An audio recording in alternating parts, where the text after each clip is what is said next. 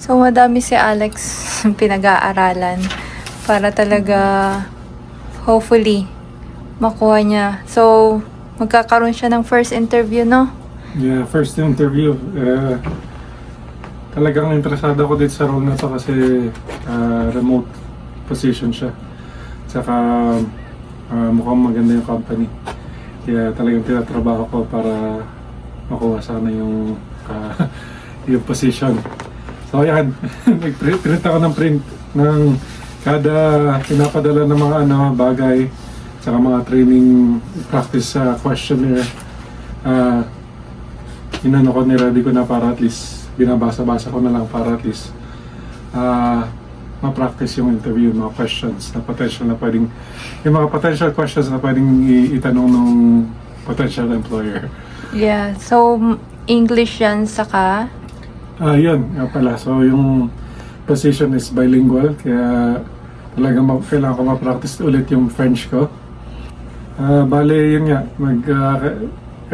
kailangan daw na kaya makapagsalita ng English at French. So, matetesting talaga yung language, kumbaga. Kasi medyo matagal-tagal nang hindi nagagamit yung French, pero kung maaari, pag kami nakikilala ko na nagsasalita ng French, pinapractice ko naman. Kaya naman makapagsalita. Kaya lang, during interview, first time ko rin na ma-interview na bilang French. Kaya, yun. Practice lang practice. Oo, saka weekends talagang dedicated si Alex sa review. Kaya medyo madalang yung naging namin, house tours. Yeah, kaya pasensya na lang. Pero talagang ito, pinapokusan ko talaga dahil kasi parang magandang opportunity talaga to. Kaya tututukan talaga to. So, siguro mga 3 days na pabalik-balik ako din sa mga questions at inaalam yung kung ano yung company, yung mga potential na pwedeng itanong ng employer na questions regarding sa position, sa experience ko. Pero IT ito pa din, diba? Oo, IT pa rin. Yeah. Full-time lang. So, yeah. Yun talaga ang gusto talaga. Kailangan sana talaga makuha. Full-time at yung pagkasabi sa akin, full-time with the benefits. Kaya, Stay tuned. Kaya yun, stay tuned na lang muna kayo. At yun, mag-aral muna ako. At sana makuha natin to. On our way kami ngayon sa work and then may nakuha email si Alex. Nangingilabot ako. Sana good news. Ako na magbasa. Nagda-drive kasi siya eh. Hey Alexander, the team has reviewed your assessment and would like to move to the final interview stage. Can you give me 3 to 4 times you would be available? Wednesday, Thursday, as well as next Wednesday, Thursday. They are tight on time by the sounds of it. It's last interview na. Oh my gosh. This is good. This Wednesday na lang para maano na. Wednesday. Oo. Schedule yan. Yay! Thank you, Lord. Sana talaga. 7:27 a.m. Yeah. Sana talaga, yes. Yes. Okay, ano na. Final. Ano na lang, stay tuned na lang kayo kasi i-share namin kung gano'ng tatagal itong process na dinaanan ko para maano to kung sakali. Oo, kung sakali. Last interview na. Yes, kaya cross our fingers. Ito na yan. Talaga, oh my gosh, Lord.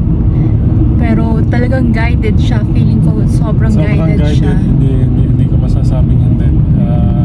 Kaya yeah, stay tuned for more info. Yes. Good morning ulit. Parang series 2 ng job hunting ni Alex. So, naka-receive kami ng email. Yung final interview stage is next week, January 21. I think yung director na mismo ang imi-meet niya.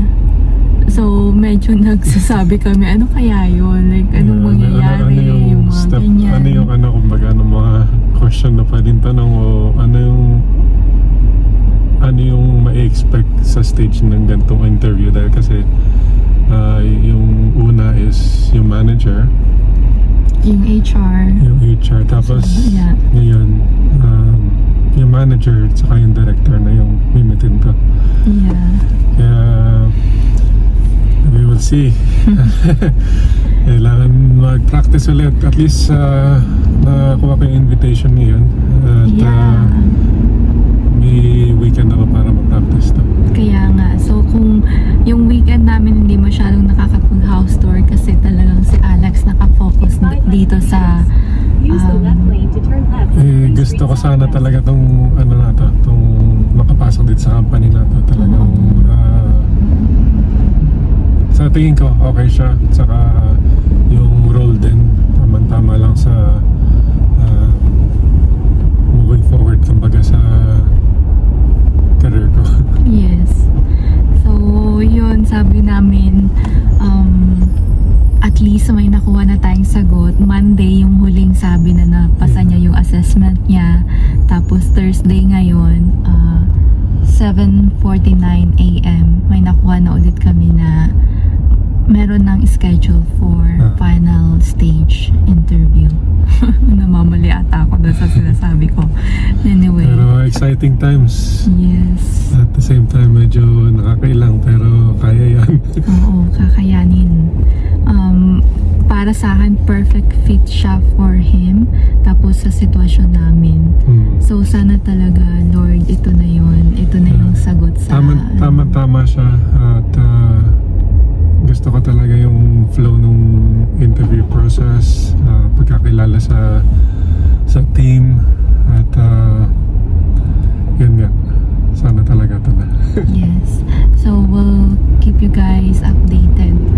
I guess kung na-run tong video na to, ibig sabihin nakuha si Alex. Pero kung hindi, wag na lang muna kasi parang another heartbreak, diba? Yeah, talagang hindi ko masasabi ko medyo ma-disappoint dito kung hindi makuha na kasi talaga masasabi ko para sa akin gusto ko talaga makapasok dito. Yes. So, yun na lang muna. Yeah. We'll keep you posted. Happy day! Meron na? Nakakuha ka lang yung offer letter doon sa pinag-applyan ko kaya okay na. Oh my gosh. Oh, congrats! Yay! Congrats! Mukha namin magtutoothbrush pa. Gano'n lang talaga papunta sa trabaho pero okay na tayo. Okay na tayo. Praise God. Thank you, Lord.